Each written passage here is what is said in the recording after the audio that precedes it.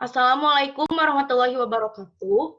Kami dari kelompok 9, kami melakukan observasi ke CV Led Jaya Survey. Di sini kami akan menjelaskan tentang Led Jaya Survey. Saya Nisa Oki Budiarti, di sini saya sebagai moderator. Dan ada teman saya, Eis Kusmiah, Muhammad Topan, dan Leti Rohmah. Di sini saya akan menjelaskan tentang profil Led Jaya Survey. Led Jaya Surpet adalah nama perusahaan yang berjenis kasur, yang beralamat di Kampung Kubang, RT 1, RW 2, Desa Sukamukti, Kecamatan Banyuresmi, Kabupaten Garut. Perusahaan ini berdiri tahun 2017 di bulan Februari, dan sekarang sudah 3 tahun. Jumlah karyawan inti sebanyak 6 orang, dan yang membuat surpet sebanyak 18 orang. Di sini saya akan menjelaskan tentang riwayat perusahaan. Led Jaya Surpet merupakan salah satu perusahaan kasur yang didirikan oleh Bapak Yayat Sutendi. Perusahaan ini terbentuk dari kreativitas Bapak Yayat yang beralih profesi dari pegawai showroom menjadi pendiri perusahaan. Asal mulanya, perusahaan ini adalah perusahaan yang menjual kasur badut atau kasur rendeng. Namun, seiring berjalannya waktu, kasur badut tidak banyak diminati, dan akhirnya terbentuklah suatu ide untuk membuat terobosan baru, yaitu membuat kasur karpet atau surpet. Awal membuat surpet ini tahun 2017 dan masih bertahan hingga sekarang. Kasur ini banyak diminati oleh banyak orang karena kualitasnya yang bagus dan harganya pun cukup terjangkau oleh banyak orang dan bisa menyesuaikan untuk kalangan menengah atas sampai bawah. Tetapi pada saat pandemik ini, penghasilan perusahaan ini mengalami penurunan yang sangat drastis. Dari yang tadinya omset per bulan mencapai ratusan juta, dan sekarang hanya 30-70 juta per bulan. Dan analisis SWOT akan dijelaskan oleh Saudari Leti. Silakan kepada Saudari Leti. Izin perkenalkan, nama saya Leti Rohmah. Saya di sini akan mencoba menjelaskan mengenai analisis SWOT. Analisis SWOT merupakan suatu teknik perencanaan dalam strategi pemasaran yang sangat memberikan manfaat agar kita bisa mengetahui dan mengevaluasi bagaimana kekuatan dan kelemahan maupun peluang ancaman yang dihadapi oleh perusahaan saat itu, baik dalam kegiatan proyek yang sedang berlangsung atau kegiatan usaha yang baru. Mulainya analisis ini diperkenalkan Albert ketika sedang memimpin proyek riset di Stanford Research Institute yang menggunakan data dari analisis perusahaan Fortune 500. Untuk menganalisis SWOT, harus mengenal dulu lingkungan pemasaran internal maupun lingkungan pemasaran eksternal. Di dalam analisis SWOT ada 4 komponen. Yang pertama, kekuatan. Kekuatan berkaitan dengan sumber daya atau skill atau keunggulan yang relatif terhadap kompetitor dan kebutuhan dari pasar serta suatu perusahaan. Di sini ada kekuatan dari si Led Jaya Surpet. Yang pertama adalah kualitas yang sangat terjaga, harga yang terjangkau, produk sudah banyak dikenal di kalangan mendunia. Yang keempat, bentuk yang menarik sehingga sering disebut kasur mendul. Yang kelima, mudah ditemukan karena banyak diseller. Dan yang terakhir, bisa dikirim kapanpun dan kemanapun. Kemudian ada kelemahan. Kelemahan merupakan berbagai keterbatasan atau kekurangan dari sumber daya dan berbagai keterampilan dan kemampuan serta akan mengalami bagaimana kinerja perusahaan itu. Di sini ada kelemahannya. Yang pertama, banyaknya persaingan yang membuat produk serupa. Yang kedua, banyak pesaing yang selalu curang. Yang ketiga, bahan baku susah didapatkan. Yang keempat, banyak pesaing yang selalu menurunkan harga produk. Yang kelima, produk mudah ditiru. Dan yang terakhir, tingkat pemasaran tinggi sehingga banyak reseller yang tersaingi. Kemudian identifikasi selanjutnya yaitu strategi eksternal. Yang pertama ada peluangnya yaitu yang pertama mengembangkan produk yang sangat efektif dan efisien. Yang kedua memiliki peluang yang luas untuk jiwa muda berbisnis. Yang ketiga menerima pesanan baik secara eceran maupun grosiran. Yang keempat pemasaran yang semakin luas. Yang kelima tingkat kepuasan produk sangat tinggi. Dan yang terakhir harga yang selalu unggul. Kemudian di dalam identifikasi faktor strategi eksternal terdapat ancaman. Yang pertama, produk mudah ditiru kompetitor. Yang kedua, banyak kompetitor yang memanipulasi produk. Yang ketiga, persaingan pasar yang semakin bervariatif. Yang keempat, harga bahan baku yang meningkat. Yang kelima, banyaknya kompetitor yang semakin memperluas jangkauan pemasaran. Dan yang terakhir, kompetitor yang selalu menurunkan harga jual produk.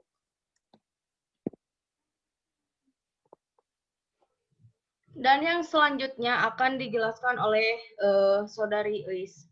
Silahkan.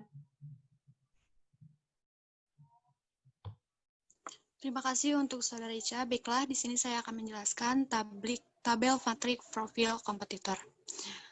Nah, berdasarkan tabel di samping menunjukkan bahwa posisi Surpet Bapak Yayat unggul karena berdasarkan tabel produk, dari segi kualitas, unggul, harga pula terjangkau dan sesuai dengan kualitas yang dapat menyesuaikan untuk partai kecil dan partai besar, serta dapat menyesuaikan kedudukan promosi kepada kalangan atas sampai kalangan menengah. Dapat diambil kesimpulannya karena dilihat dari tabel tersebut, dari bobot totalnya ada 3,38, sedangkan Surpet Bapak Yayat bobot skornya 11,14, Surpet Bapak Ena 12,22, Surpet Bapak Nasa 10,15. Lalu, selanjutnya, IPAS atau Internal Faktor Analisis Strategi merupakan kekuatan atau strength, kelemahan atau weakness, peluang atau opportunities, ancaman atau threats.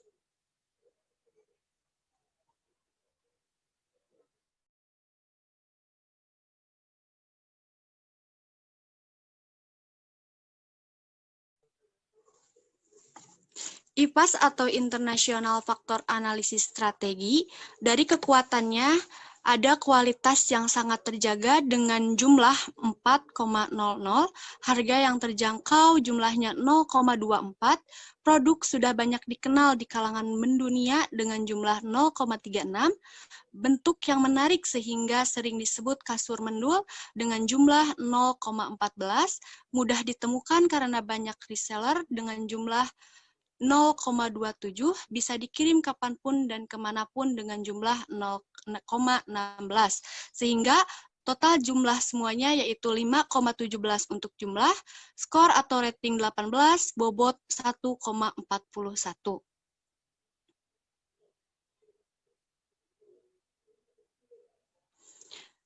Selanjutnya di dalam IPAS ada kelemahan.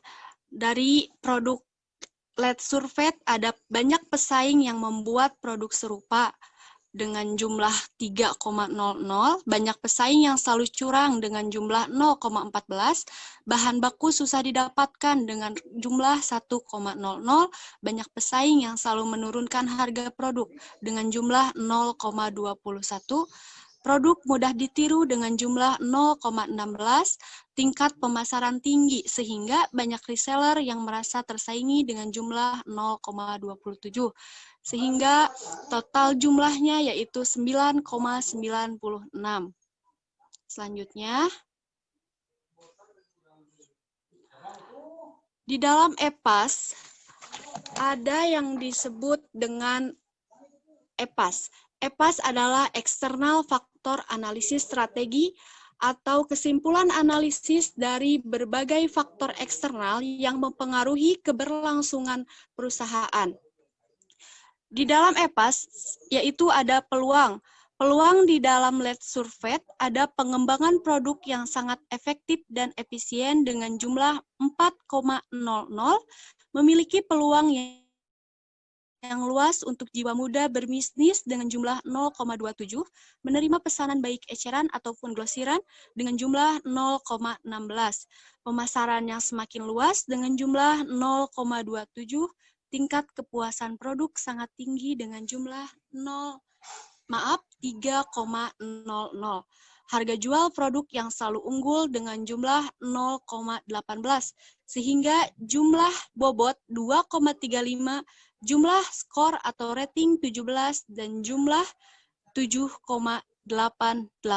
Ancaman atau threats, produk mudah ditiru kompetitor dengan jumlah 0,14, banyak kompetitor yang memanipulasi produk dengan jumlah 0,18, persaingan pasar yang semakin bervariatif dengan jumlah 0,24, harga bahan baku yang meningkat dengan jumlah 0,18, banyaknya kompetitor yang semakin memperluas jangkauan pemasaran dengan jumlah 0,21, kompetitor yang selalu menurunkan harga jual produk dengan jumlah 0,16, sehingga jumlahnya 1,11, sedangkan jumlah pada skor yaitu 2 5,83-31 dan jumlah 8,99.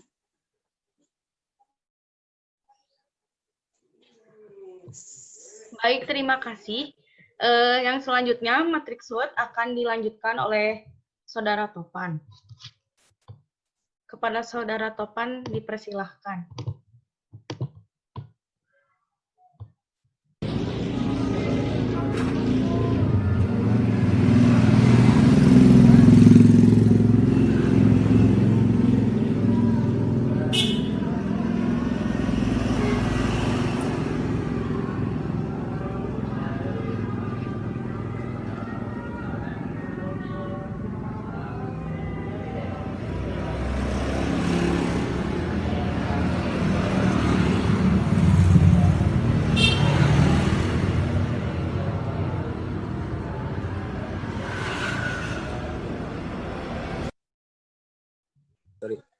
Ya, oke, matriks SWOT ada dari internal dan eksternal. Untuk internal ada kekuatan dan kelemahan.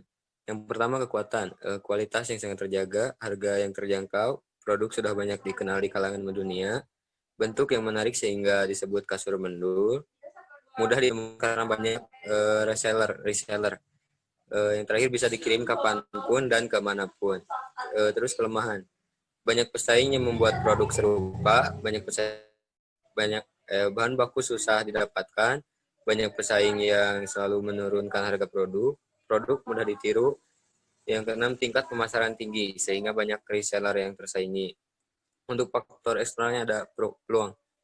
Yang pertama, pengembangan produk yang sangat efektif dan efisien, memiliki peluang yang luas untuk jiwa muda berbisnis, pemesanan baik eceran ataupun grosiran, pemasaran yang semakin luas, tingkat kepuasan produk yang sangat, dan harga jual produk yang selalu unggul.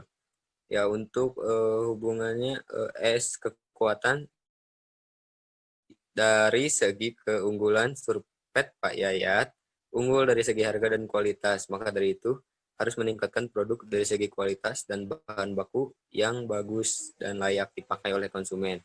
Dan untuk kelemahan dengan peluang, dengan meningkatkan skill SDM agar produk tetap memiliki daya saing dari berbagai produk yang serupa guna untuk meraih peluang perusahaan yang lebih tinggi.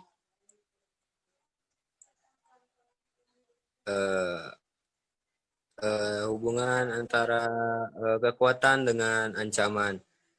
Menjaga kualitas produk dengan meningkatkan beberapa strategi baru untuk peningkatan produk perusahaan guna untuk menghindari ancaman yang selalu datang. Dan kelemahan dengan ancaman, meminimalkan segala bentuk kelemahan dengan ancaman, yaitu dengan cara menghubungkan antara tingkat kepuasan pelanggan dan faktor-faktor strategis yang ada dengan meminimalkan kelemahan guna menghindari ancaman yang selalu ada. Izin menambahkan penjelasan yang matriks SWOT. Di dalam matriks SWOT ada faktor internal dan eksternal yang sudah diidentifikasi. Di dalam matriks SWOT terdapat rumus di kolom 1 ada SO yang artinya memaksimalkan kekuatan untuk meraih peluang. Jadi meraih peluang dengan menggunakan kekuatan yang ada di CV Let's Day Survey. Sedangkan WO adalah bagaimana cara meraih peluang dengan memprioritaskan kelemahan kita segera diperbaiki dan diminimalkan sehingga menjadi lebih sederhana. Kemudian strategi ST yaitu menggabungkan antara kekuatan dengan ancaman, artinya ketika ada ancaman kita hadapi dengan menggunakan kekuatan karena ancaman akan selalu ada di setiap perusahaan. Kemudian cara menghindari ancaman dengan menggunakan kekuatan atau strategi WT yang berarti menghubungkan kelemahan dengan ancaman. Artinya, meminimalkan kelemahan supaya bisa menghindari ancaman. Oleh karena itu, harus ada keterkaitan antara faktor-faktor strategis yang sudah dibuat dengan strategi yang ada di matriks SWOT untuk menghindari itu semua. Terima kasih.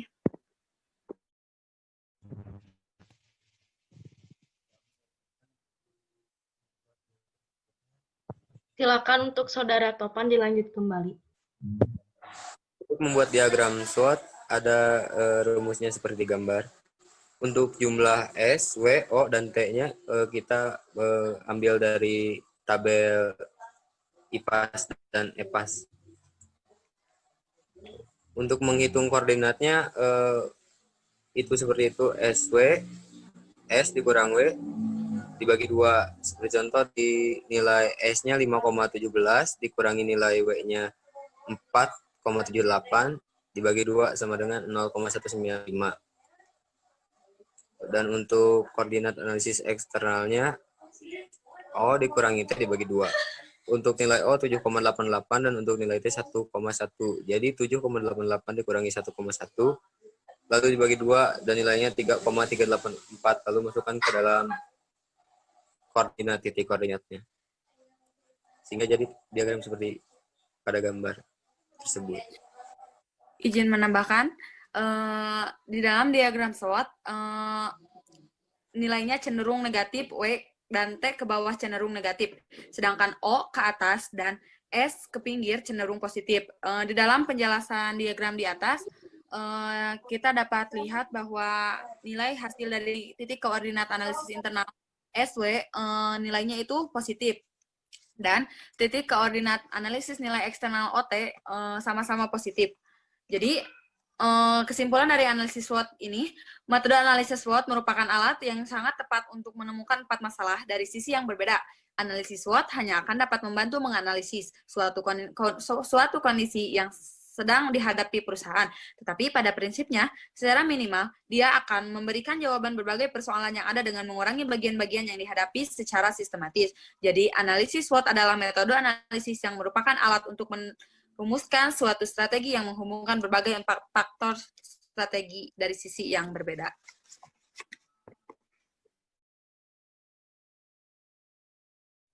Di sini saya akan menambahkan kesimpulan.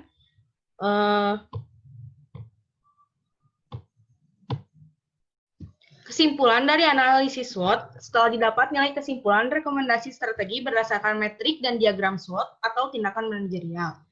Setelah mendapatkan titik singgung IFAS 0,195 dan EFAS 3,384 yang berada pada kuadran 3, yaitu kuadran defensif, dalam kondisi ini perusahaan sedang menghadapi peluang pasar yang sangat besar. Tetapi di sisi lain, perusahaan dihadapkan pada berbagai kendala atau kelemahan internal. Dalam kondisi ini, perusahaan difokuskan dalam menimbulkan masalah-masalah internal perusahaan sehingga perusahaan dapat merebut peluang pasar yang besar. Seperti melakukan pengembangan terhadap sumber daya yang dimilikinya, agar sumber daya yang semula menjadi kelemahan perusahaan menjadi keunggulan yang dimiliki perusahaan. Dan ada saran dari kelompok kami untuk CV Led Jaya Surpet, yaitu menurut kelompok kami, CV Led Jaya Surpet harus lebih mengembangkan strategi pemasaran untuk bisa menjadi lebih baik dan harus banyak memunculkan ide kreatif yang lain. Karena kasur merupakan barang yang memiliki daya tahan yang sangat lama, oleh karena itu, CV Led Jaya Surpet harus lebih banyak memunculkan ide baru supaya konsumen banyak yang tertarik. Terima kasih untuk presentasi kali ini. Untuk penutupan, kita bacakan Alhamdulillah bersama-sama. Alhamdulillah. Terima kasih untuk semuanya. Assalamualaikum warahmatullahi wabarakatuh. Waalaikumsalam warahmatullahi wabarakatuh.